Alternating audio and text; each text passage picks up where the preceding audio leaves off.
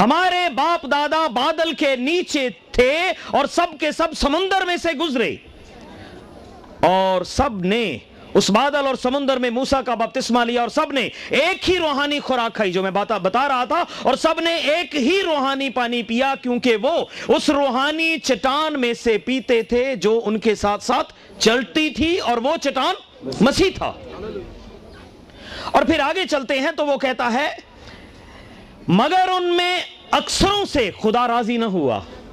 وہ لوگ ان تمام معجزات کے گواہ تھے، تمام معجزات اور بڑے کام ان کے ساتھ ہوئے، خدا ان کے ساتھ ساتھ چلتا رہا، رہنمائی کرتا رہا۔ تمام دنیا میں، پوری دنیا میں ایک ہی قوم تھی، بنی اسرائیل، جس کے ساتھ ساتھ خدا چلتا رہا اور جس کے آگے آگے چلتا رہا اور جس کے بارے میں خدا غیرت رکھتا تھا۔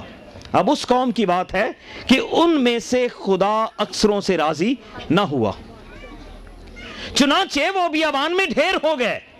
یہ باتیں ہمارے واسطے عبرت ٹھہریں، یہ باتیں کہ اگرچہ معجزات حاصل کیے، اگرچہ عجائب دیکھے، معجزات یاد رکھیے۔ میں آپ کو ایک بات بتا کر جا رہا ہوں، میں خدا کا شکر ادا کرتا ہوں کہ ملتان میں آپ لوگوں کے درمیان میں یہاں پر آیا ہوں، اور میرے دل میں جو بات ہے میں امید کرتا ہوں خداوند کی مرضی سے میں کر کے ہی جاتا ہوں کہ آپ یاد رکھیے، معجزات روحانیت کا نشان ہرگز ضروری طور پر نہیں ہو سکتے۔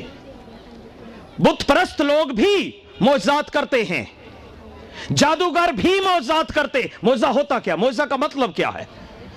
یعنی کوئی ایسا کام جو فطرت سے ہٹ کر ہو، مافوق الفطرت کوئی کام، کوئی عجیب کام۔ تو عجیب کام تو کوئی جادوگر بھی کر سکتا ہے، عجیب کام تو کوئی شعبدہ باز بھی کر لے گا، ہاں خدا کے خادم بھی کرتے ہیں۔ میں ان سب کی قدر کرتا ہوں جو معجزات کے لیے استعمال ہوتے ہیں، کیونکہ یہ بائبل میں روح القدس کی نعمت ہے۔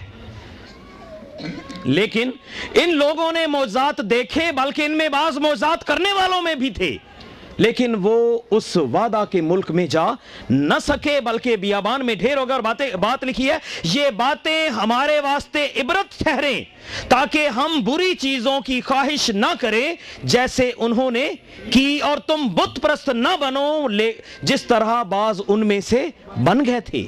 اور جو بات میں آخری زمانے کی کرنے والا تھا، 11ویں آیت، یہ باتیں ان پر عبرت کے لیے واقع ہوئی اور ہم آخری زمانہ والوں کے لیے نصیحت کے واسطے لکھی گئی۔ اچھا، یہ باتیں جو تھی پولس رسول جب یہ بیان کر رہا ہے تو یہ آج سے کہیں پہلے کی بات ہے، پیشتر کی بات ہے، اور آج ہم اسے تقریباً اگر 2000 سال کے بعد اس بات کو پڑھتے ہیں تو ہم کتنا آخری زمانہ کے قریب آ چکے ہیں، ٹھیک ہے نا؟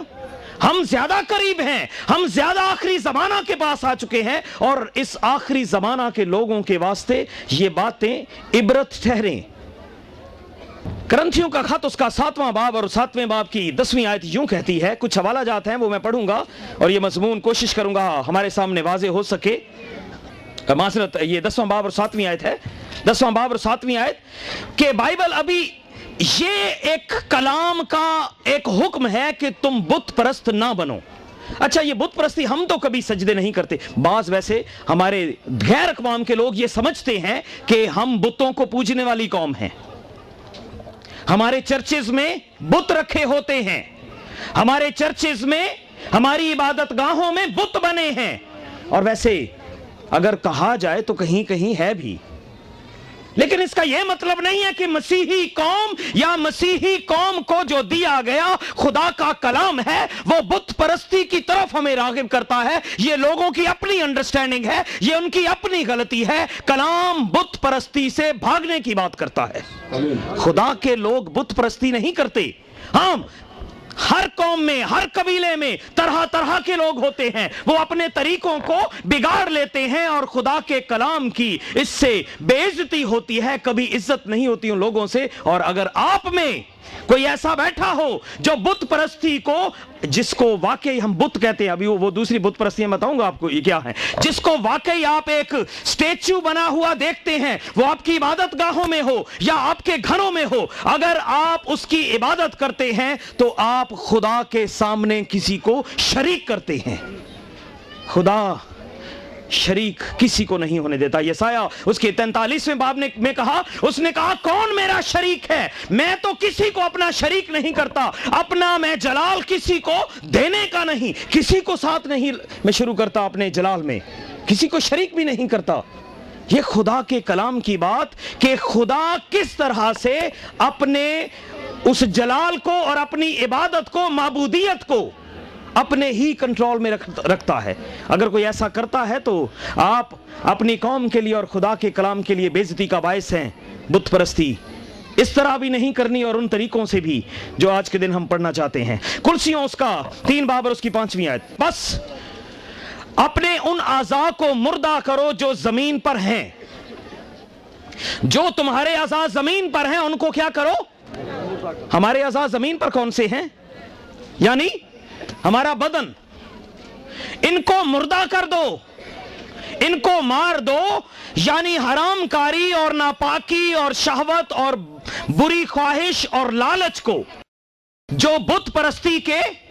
अब मैंने क्या बताया? एक तो बुत परस्ती मैंने बताई कि वो बुत परस्ती जिसे हम एक स्टेचू की शक्ल में हम जिसकी इबादत करते हैं वो तो बुत परस्ती समझ आ रही है, लेकिन बाइबल मुकद्दस लालच को भी बुत परस्ती कह रही है। बाइबल कहती है ज़र की दोस्ती हर किस्म की बुराई की जड़ है। अगर कोई खादम होते हुए, कलीसिया का मेंबर होते हुए, खुदा का बंदा होते हुए, अगर कोई दौलत और लालच की, दौलत और ज़र की अगर कोई हिर्स करता है तो बाइबल कहती है कि यह बुत परस्ती के बराबर। कोई आम इंसान, चाहे वो पादरी ना हो, चाहे वो एल्डर ना हो, चाहे वो कोई बड़ा लीडर ना हो, वो कोई भी ना हो, लेकिन अगर वो अपने आप को मसीही कहलाता है और किसी और चीज की वो इबादत करना शुरू कर देता है तो ये भी बुत परस्ती है। और बाइबल मुकद्दस कहती है कि कोई भी नौकर 2 मालिकों की खिदमत नहीं कर सकता। अगर तो या तो वो दुनिया की खिदमत करेगा और या फिर खुदा की। इसका मतलब यह हुआ कि अगर किसी को ज़र की, माल की, दौलत की हिर्स पड़ जाए तो इसका मतलब है वो क्या कर रहा है? बुत परस्ती कर रहा है। मैं कहा करता हूं, कई दफा मैंने अपने गिरजाघर में यह बात की, मैं इस तरह कहता हूं, देखिए मेरी तरफ, मैं इस तरह कहता हूं, मैं कहता हूं यहां पर खुदा है और दूसरी तरफ यहां पर खुदा है और यहां पर दौलत है। ये 2 मालिक हैं, एक है मालिक खुदा और दूसरा मालिक है दौलत, और इंसान यहां दरमियान में खड़ा हुआ है। अब ये जो दरमियान में खड़ा हुआ इंसान है, जो यहां पर खड़ा है, अगर ये दौलत की तरफ बढ़ना शुरू कर दे तो खुदा से दूर होता जाएगा। ऐसा ही है ना? बाज लोग बड़े चलाओ यसी जी खुदा दी इबादत करने हैं, वो खुदा की इबादत भी कर रहे हैं, लेकिन इबादत वो क्या करते हैं? जब कहीं मौका मिल जाए तो कहीं इबादत के लिए चले जाना, लेकिन वो एक ड्यूटी करेंगे फिर ओवर टाइम फिर कर लेंगे, और ओवर टाइम के बाद छुट्टी के दिन जिस दिन इबादत होनी है उस दिन फिर ड्यूटी कर लेंगे। यार कितनी दुनिया हासिल करनी है हमने? कहां तक दुनिया हासिल करोगे?